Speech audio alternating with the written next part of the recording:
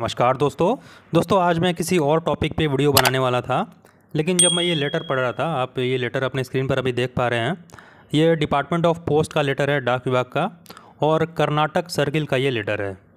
तो इस लेटर को जब मैंने पढ़ा तो मुझे काफ़ी इन्फॉर्मेटिव लगा, तो मैंने सोचा क्यों ना इसको यूट्यूब के माध्यम से आप सबके साथ शेयर किया जाए, ताकि आप सबको इसके बारे में पता चले और ये इन्फॉर्मेशन आप सबके पास पहुँच जाए।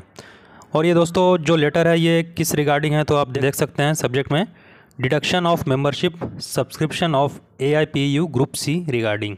तो जो डिडक्शन होता है मेंबरशिप का यूनियन में, आप सबको पता है। सबसे पहले मैं आपको क्लैरिफाई कर दूं कि जिस भी डिपार्टमेंट में आप काम करते हैं उस डिपार्टमेंट का बहुत से यूनियन होते हैं, उसमें उस यूनियन के मेंबर्स उस डिपार्टमेंट के ऑफिशियल्स ही होते हैं। तो वैसे ये डाक विभाग है, पोस्टल डिपार्टमेंट का हम देख रहे हैं।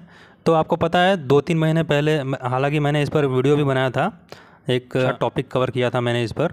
जो 2 यूनियन हैं डाक विभाग के, एक national federation of postal employee union और एक है all India postal employees union group C के। ये जो 2 यूनियन हैं, इनकी मान्यता को रद्द कर दिया गया था, इनको डी रिकॉग्नाइज कर दिया गया था भारत सरकार द्वारा। तो उसी का जो क्लैरिफिकेशंस था मांगा गया था, पोस्ट मास्टर जनरल ने मांगा था साउथ कर्नाटक रीजन और नॉर्थ कर्नाटक रीजन और बेंगलोर हेडक्वार्टर रीजन। तो इन्होंने क्लैरिफिकेशन क्या मांगा था कि जब ये NFP या और AIPU जो यहाँ पर लिखा हुआ है, इनकी मान्यता को जब रद्द कर दिया गया है, तो क्या इनके जो मेंबर्स हैं उनके सैलरी में डिडक्शन अभी भी होना चाहिए क्या?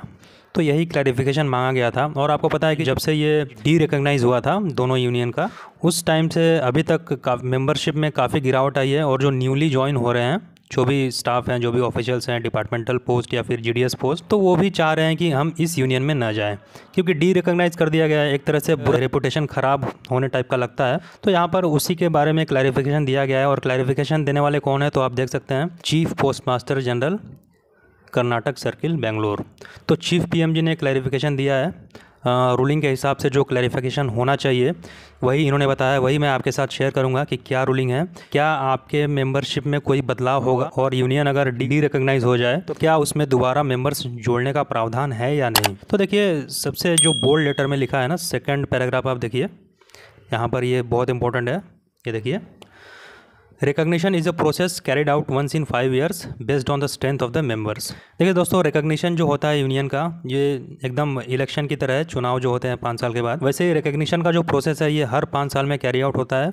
और based on the strength of members, जो मेंबर्स होते हैं यूनियन के, उनकी कितनी संख्या है, उसके हिसाब से हर 5 साल में रिकॉग्निशन का प्रोसेस होता है। उसके बाद देखिए दोस्तों क्या लिखा है, unions that do not attain the benchmark continue to exist and are allowed to acquire new members. Suppose करिए किसी यूनियन के नंबर ऑफ मेंबर्स नहीं हो पा रहे हैं, अप टू द मार्क नहीं जा पा रहे हैं, तो फिर भी वो यूनियन कंटिन्यू टू एग्जिस्ट रहेगा, वो यूनियंस एग्जिस्ट करेगा, और वो उनको अलाउ है, जो नए मेंबर्स हैं वो एक्वायर कर सकते हैं, अपने यूनियन में शामिल वो कर सकते हैं। तीसरे लाइन में इन्होंने क्या लिखा है, hence acquisition of members and recognition are unconnected.